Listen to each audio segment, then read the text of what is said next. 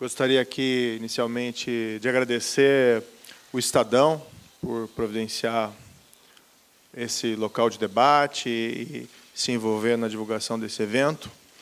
Gostaria aqui de um agradecimento especial à Companhia das Letras, pessoa do senhor Luiz Schwartz, que desde cedo, quando foi consultado para a publicação do livro, se mostrou entusiasmado com a possibilidade, né, de emprestar o selo da editora para essa obra. Cumprimento também especial aos companheiros de livro, né, o Deltan Delagnol, o Robertson Pozzebon, Per Camilo Davigo, Ricardo Colombo, o prefácio do ministro Luiz Barroso, e ressaltar aqui os elogios à Cristina Pinotti, que foi a grande organizadora e idealizadora desse livro. Sem ela, o livro não teria, de fato, saído. Foi ela que fez a parte difícil, realmente, o trabalho duro para publicar esse livro. Essa é uma história interessante, essa relação entre Lava Jato e Mãos Limpas. No fundo, não existe uma relação, existe uma comparação que foi feita desde que a Lava Jato começou a acelerar, vamos dizer assim. Eu ingressei na magistratura em 96 e confesso que a minha formação era mais na área tributária, nem trabalhava muito com direito penal, direito processual penal. Mas, por volta de 2002, eu fui nomeado para uma vara exclusivamente de competência criminal em Curitiba e, a partir de então, comecei a me aprofundar mais na matéria. Eu lembro até que tinha um antigo advogado com quem eu trabalhei junto, que ele sempre dizia, olha, de tanto insistir, até burro aprende. E, de fato, só trabalhando com criminal, a gente vai tendo algum aprendizado. E, na carreira criminal, era natural, na competência da Justiça Federal, embora haja uma gama variada de crimes, era natural surgirem indagações sobre o crime de corrupção, crimes contra a administração pública. E uma referência histórica importante nessa seara vem a ser a Operação Mãos Limpas, na Itália.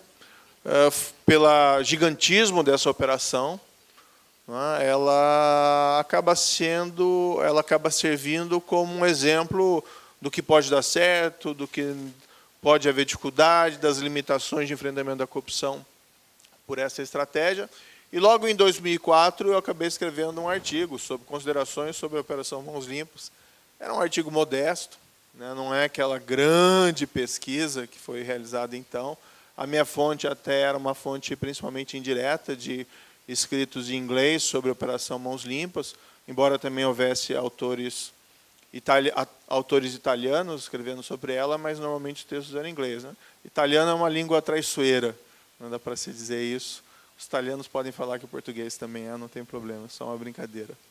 Mas, enfim, mas foi um artigo escrito assim, sem qualquer ambição, e até um artigo eminentemente descritivo.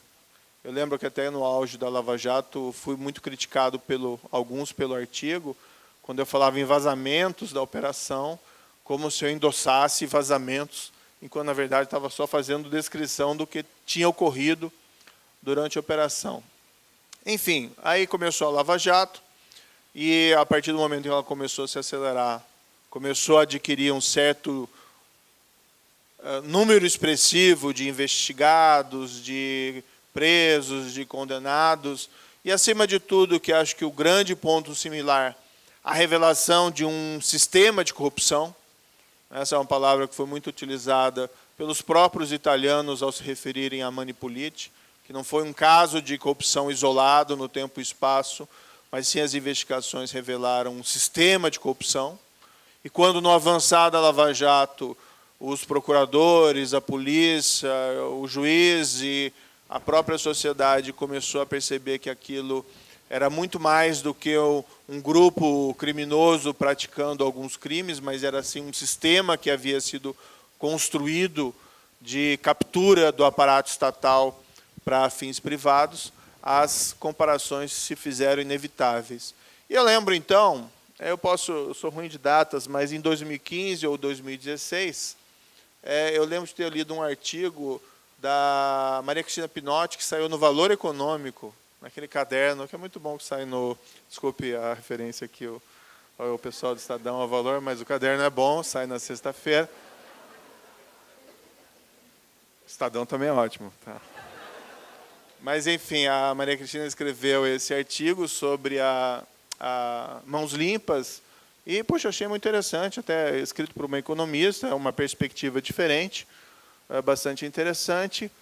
E não muito depois, não lembro por qual intermédio, houve um convite para participar de um evento no CDPP, né? Juntamente com também o Dr. Deltan, e trouxeram os italianos, os magistrados italianos, dois dos principais magistrados italianos envolvidos nas mãos limpas, né? O Percamelo da Vigo e o Gerardo Colombo. Então, era uma oportunidade excelente, né, para conhecer de perto pessoas que haviam trabalhado, de fato, na operação e trocar experiências. E esse encontro foi realizado. Endosso aqui os elogios também feitos anteriormente ao CDPP. Eu acho que nós precisamos de organizações da sociedade civil que se dediquem, né, a pensar a causa pública, não só a questão da corrupção, evidentemente, mas toda a questão da economia, administração pública e outros fatores aí que são de interesse público, né, que transcendem o interesse privado, mas é importante que a sociedade civil e pessoas altamente qualificadas como membro dessa associação possam discuti-las. Então, houve esse primeiro encontro, 2015 ou 2016, foi um encontro muito produtivo. E, na esteira daqueles acontecimentos, cresceu o interesse brasileiro nas mãos limpas. Eu lembro que alguns desses magistrados deram entrevistas a alguns dos principais veículos de imprensa nacional. 2 anos depois, salvo engano, em 2017, foi feito um outro evento aqui nessa mesma sala, em que se discutiu e se fez esse paralelismo entre as mãos limpas e a Lava Jato. E esse livro encerra a questão, encerra em termos, mas pelo menos coloca uma produção bibliográfica sólida, né? Não é um autoelogio, falando aqui do trabalho dos colegas e principalmente da organização, sobre esse tema, que nós temos artigos escritos pelos magistrados italianos, nós temos artigos escritos aqui por nós, né, baseados na nossa experiência, e nós temos aí uma obra que fica como perene, né, através da qual nós podemos fazer uma comparação. Algumas opiniões sobre essa comparação. O que há de extremamente comum é a identificação, como eu já adiantei, do sistema de corrupção, do pagamento de subornos, do pagamento da propina, do pagamento da vantagem indevida, se tornar uma prática rotineira. Isso foi descoberto tanto na Itália como no Brasil, com nuances diversas. Na Itália, se nós formos ler alguns dos artigos, tem o artigo do Percamelo da Vigo, ele fala da surpresa dele ao constatar que subornos pagos em contratos, salvo engano, do metrô de Milão, um percentual dos subornos era destinado tanto aos partidos da situação como da oposição. Ele fica surpreso, ele indaga um político, mas como pode ser isso?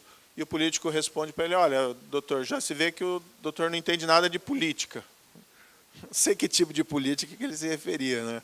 A pessoa que diz isso. Mas, enfim, enquanto que aqui no Brasil, o foco das investigações centrado na Petrobras revelou um sistema de corrupção através dos quais os subornos eram repartidos entre os agentes públicos que controlavam a Petrobras, os diretores, no caso, principalmente, e partidos políticos, agentes desses partidos políticos que controlavam a Petrobras. Nós não identificamos valores de contratos da Petrobras, salvo uma hipótese muito insólita, sendo direcionados a agentes políticos do partido de oposição. É claro que no desdobrar das investigações na Operação Lava Jato, se chegaram a outros esquemas de corrupção espalhados no país, não totalmente relacionados com a Petrobras, mas que serviam tanto a agentes políticos da situação ou da oposição naquela época, ou seja, uma prática de corrupção extremamente disseminada. Também a ilustrar a similitude, essa constatação de um efeito danoso à economia, não é? Em ambas as operações. O artigo aqui, a autoridade é a doutora Cristina Pinotti, sobre esse tema, que demonstra como a corrupção impacta a eficiência da economia e como a reação à operação de corrupção na Itália impactou a produtividade econômica daquele país. Mas, se nós formos verificar o que já foi revelado no caso da Operação Lava Jato, nós podemos chegar a conclusões similares. Eu acho que seria muito interessante, esse é um trabalho que ainda penso que deveria ser realizado, um trabalho científico acerca do que aconteceu com a Petrobras naquele período, com os projetos da Petrobras. Como nós trabalhamos em alguns casos concretos, nós temos, às vezes, uma noção mais ou menos próxima de alguns fatos que são extremamente escabrosos do ponto de vista da eficiência econômica. Mas seria interessante um trabalho completo. Para colocar um exemplo, a famosa aquisição da refinaria de Pasadena. Ninguém é contra adquirir uma refinaria no exterior, do ponto de vista de uma decisão estratégica, econômica, eficiente, pode ser uma decisão perfeita. O problema é que houve uma série de distorções no procedimento de aquisição, e agora eu estou livre para falar isso, porque eu não sou mais juiz do processo. Tá? Como ministro, esse caso não vai passar pelas minhas mãos. Mas, assim, o que se pega no caso concreto, e algumas coisas já vieram até a público, é a referência de que era uma refinaria que não valia o preço que estava sendo, pelo qual estava sendo vendido, que era denominada jocosamente por alguns dos adquirentes ou dos responsáveis pela aquisição de ruivinha, a ilustrar um caráter não muito conservado daquelas instalações. E a acusação que existe no processo é que foram pagos tanto gerentes da Petrobras, receberam suborno, como também representantes da empresa vendedora teriam recebido também parte desse suborno. Ou seja, é uma acusação em andamento e que contém diversas provas, entre elas confissões de alguns dos envolvidos. Mas o mais surpreendente é alguma referência ali encontrada de que, na verdade, a grande jogada do esquema de corrupção não era tanto a aquisição da refinaria de Pasadena, mas sim que ela seria um dos motivadores para um futuro contrato que seria feito à Petrobras para uma reforma. O pessoal da área petrolífera tem os seus, ou da área de infraestrutura tem os seus jargões, uma revamp. Espero não estar cometendo algum equívoco aqui. Nas instalações de refinarias da Petrobras no exterior. E que seria, assim, nesse contrato, muito mais expressivo, do qual seria retirado subornos para agentes, sejam agentes da Petrobras, sejam agentes do mundo político que sustentavam aquele esquema de corrupção. Então, se compra uma refinaria velha por causa de suborno, mas se pensando no contrato futuro, porque já que ela é velha, ela tem que ser revisada, e já se pensando, então, no suborno que vai se pagar nesse contrato futuro de reforma. E outros investimentos, a refinaria do Nordeste Abreu e Lima é outro exemplo um pouco escabroso, em que uma refinaria orçada inicialmente em 3,5 bilhões de dólares, chega em 2018, 2017, já custando mais de 18 bilhões de dólares, sem que ela tenha sido finalizada. Ou ainda com uma referência de que, ainda que ela funcione otimamente a vida inteira dela, ela não se paga, gera ainda um custo de mais de 3 bilhões de dólares. Ninguém é contra construir refinaria no Nordeste ou qualquer outro lugar. Mas aí se vê a má qualidade dos investimentos feitos. Claro que isso tudo não é só suborno. A diferença entre 3 bilhões e 18 bilhões não é suborno que foi pago, mas são decisões econômicas ruins que são tomadas por quê? Porque a preocupação do gestor é primariamente gerar recursos de caixa para efetuar pagamento de suborno. E aí se vê uma correlação muito clara que esse sistema de corrupção impede a produtividade, impede a eficiência econômica. E aquelas todas teorias antigas, já ultrapassadas, de que a corrupção de alguma forma pode ser o motor da economia, não tem nenhum sustentáculo em evidência empírica, pelo contrário.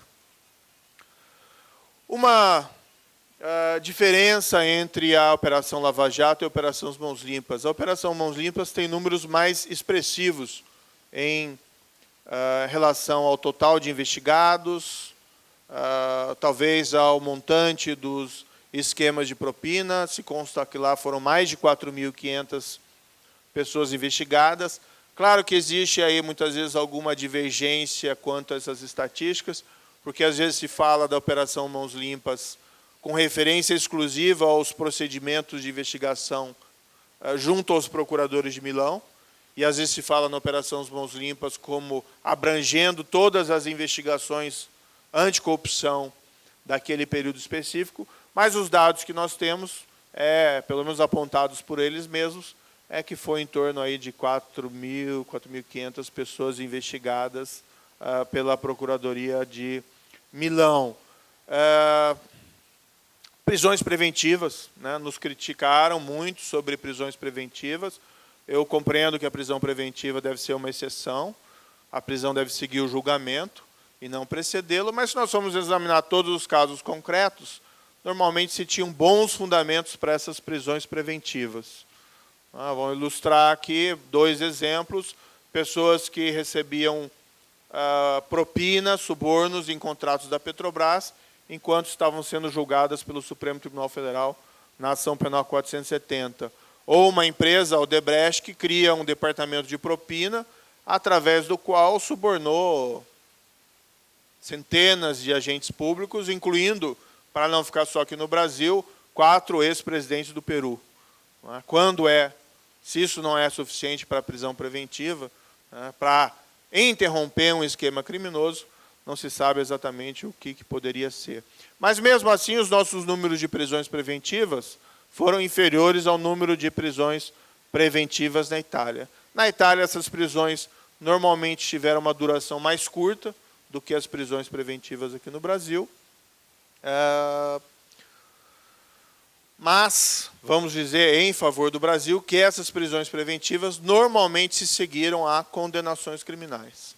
Ainda um diferencial que tem que ser explicado de uma maneira muito adequada, numericamente, as pessoas que foram condenadas e cumpriram efetivamente penas, no Brasil, a meu juízo, aparenta ser maior do que aqueles que cumpriram pena e condenações na Itália.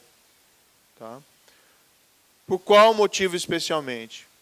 Especialmente porque o sistema da corrupção na Itália, né, e claro que existem mudanças significativas nos últimos anos, mas isso é colocado pelos próprios autores italianos, houve uma reação do sistema político italiano, a partir principalmente ali de 1995, a operação teve seu auge entre 92 e 94, a partir de 95 há uma reação que levou à descriminalização de condutas, à criação de regras que dificultavam a persecução desses crimes, regras que diminuíram o tempo de prescrição para crimes, por exemplo, como corrupção. Enfim, houve uma reação do sistema político que acabou, vamos dizer assim, impactando as perspectivas de condenações criminais no âmbito da Operação Mãos Limpas. Então, talvez isso explique a baixa taxa de condenação. Alguns dos magistrados italianos nesses textos, eles reclamam desse ponto, exatamente que eles são questionados por que aquelas prisões não resultaram em condenações, como se as prisões fossem subsistentes, mas a explicação mais plausível pelo que ocorreu foi que houve uma mudança da legislação. É evidente que essa mudança é a principal causa pelo baixo índice de condenações e de cumprimento de pena na Itália. Já na Lava Jato, nós temos Nós temos várias condenações, várias pessoas cumprindo pena, pessoas que no passado nós não imaginávamos que algum dia poderiam responder pelos seus atos perante as Cortes de Justiça. Nós temos uma tradição da impunidade da grande corrupção. Essa tradição foi paulatinamente sendo alterada. Um marco foi, como dito aqui anteriormente, a Ação Penal 470. Mas, nessa linha, a Operação Lava Jato talvez tenha sido ainda um marco até superior em relação à Ação Penal 470, pelo grande número de pessoas poderosas, seja politicamente ou economicamente, que foram processadas, tiveram a sua culpa provada por provas bastante consistentes e estão já cumprindo penas. Em relação a essas pessoas, não existe a possibilidade de uma espécie de retrocesso. As pessoas estão cumprindo as penas, algumas até já cumpriram essas penas, e aí nós temos tanto pessoas responsáveis por pagamentos de suborno, como nós temos intermediadores e profissionais de lavagem de dinheiro, como nós temos poderosos funcionários da Petrobras. Nós não tínhamos até a Lava Jato um único gerente ou diretor da Petrobras que tinha sido condenado por corrupção, embora já se falasse em corrupção na Petrobras há muito tempo. Sempre lembrado aí o Paulo Francis a esse respeito. Enfim, e, por outro lado, agentes políticos, como um ex-presidente da República, como um ex-presidente da Câmara dos Deputados, além de diversos outros. Não que isso seja não é um troféu, nem nada que o valha, né? Quando o juiz manda alguém à prisão, isso é sempre algo lamentável. Pessoalmente, o juiz nunca fica feliz com isso. No mundo, talvez, ideal, tivéssemos outras alternativas, mas as pessoas devem responder pelas suas escolhas. E essas escolhas foram tomadas, foram escolhas infelizes tomadas por essas pessoas. Elas têm que responder como qualquer outro cidadão perante a justiça. Meu tempo que acabou já. Perdão. É que aqui eu tenho um truque, ó. Olha, o meu painel está escondido aqui, vamos dizer, né? Enfim, há diversas similitudes entre a Lava Jato e a Operação Mãos Limpas. Nós temos que trabalhar juntamente com o sistema político, Congresso, o governo, e com as Cortes de Justiça, para que nós não tenhamos retrocesso, né? Um avanço anticorrupção vai gerar ganhos para a nossa economia, e embora a gente fale muito da economia, da importância para a economia, principalmente para a qualidade da nossa democracia. A parte do pressuposto de que todas as pessoas devem ter igual proteção da lei. Isso significa que tanto os vulneráveis têm que ser protegidos, mas também que aqueles que cometem faltas, sejam vulneráveis ou poderosos, têm que responder pelos seus atos. É a responsabilidade, né? É aquilo que coloca em inglês como accountability. Isso faz parte da rule of law, isso faz parte de um governo de leis. Embora haja razões para se permanecer alerta, ou, como se diz, o preço da liberdade é a eterna vigilância, o preço da integridade também é a eterna vigilância, mas eu, particularmente, tenho mais razões para ser otimista do que ser pessimista. Não vai ser no meu turno como ministro que nós vamos deixar aí esses esforços anticorrupção serem perdidos. Claro que, para isso, nós precisamos do auxílio de todas as pessoas que compreendem a necessidade de nós aprimorarmos o nosso sistema, seja avançando nas Cortes de Justiça, seja alterando as leis, e o pacote anticrime faz parte desse projeto, dessa proposta, seja também alterando as nossas práticas políticas e as leis também, para que nós tenhamos menos oportunidades para a prática de corrupção, para que nós não tenhamos apenas a necessidade de reagir a crimes, mas principalmente prevenir a sua realização.